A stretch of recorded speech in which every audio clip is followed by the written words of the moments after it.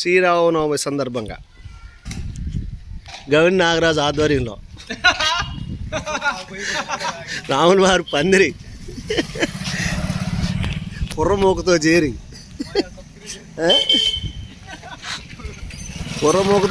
వానర గుంపులాగా సంతోషంగా ఆనందంగా మండు టెండలో చెమటలు కక్కుతా దంసప్పులు తాగుతా వేడుకలకి గుడిని సిద్ధం చేస్తున్నారు.